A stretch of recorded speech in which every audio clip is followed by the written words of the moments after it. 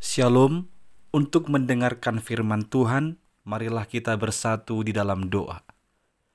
Kasih karunia dan damai sejahtera dari Allah Bapa kita dan dari anaknya Tuhan Yesus Kristus kiranya menyertaimu sekalian. Amin. Ayat harian untuk kita pada hari Sabtu, 26 Oktober 2024. Tertulis di dalam Injil Matius pasal 13 ayat 13.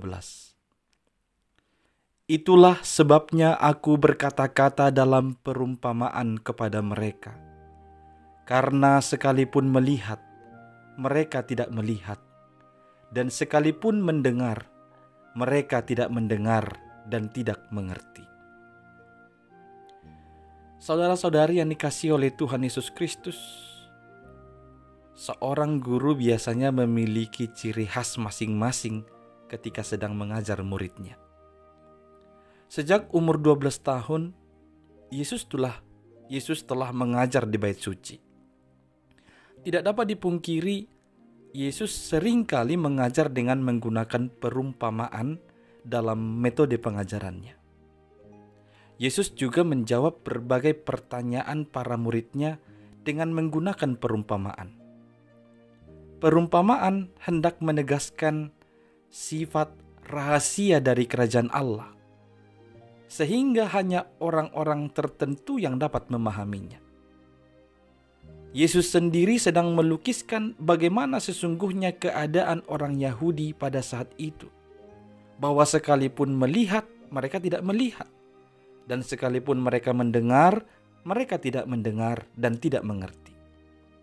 Sehingga dengan alasan itulah, Yesus tidak terus terang berbicara mengenai kerajaan Allah di hadapan mereka. Tidak dapat dipungkiri bahwa kita terkadang juga tidak dapat memahami atau bahkan gagal memahami firman Allah ketika kita sedang diperhadapkan dengan situasi yang sulit. Sesungguhnya Allah selalu berada bersama dengan kita. Namun kita cenderung tidak mampu melihat dan tidak dapat memahami jalan Allah karena hal-hal duniawi telah membutakan mata kita, menutup telinga kita dari firman Allah. Oleh karena itu, melalui firman Tuhan hari ini mengajarkan kita untuk tidak lagi menutup mata dan menebalkan telinga terhadap kebenaran firman Allah di tengah-tengah kebahagiaan, di tengah-tengah kesusahan, tengah-tengah penderitaan, kegagalan, kekecewaan, dan berbagai situasi lainnya. Segala sesuatu memang tidak mudah untuk dipahami dengan mata dan pendengaran saja. Namun dengan iman, Allah senantiasa akan menuntun umatnya untuk memahami setiap firman. Saudara-saudari yang dikasihi Kristus, milikilah mata yang dengan terang melihat kebenaran Tuhan. Milikilah telinga yang dipergunakan dengan sebaik mungkin untuk mendengar dan memahami firman-Nya.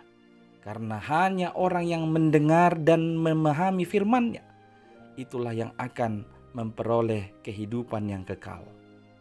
Amin. Kita berdoa.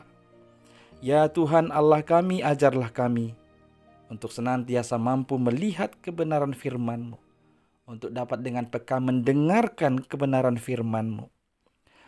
Tolonglah kami supaya jangan duniawi ini menutup mata dan telinga kami untuk menyaksikan kebenaran-Mu itu. Hanya oleh Yesus Kristus kami berdoa kepadamu. Amin.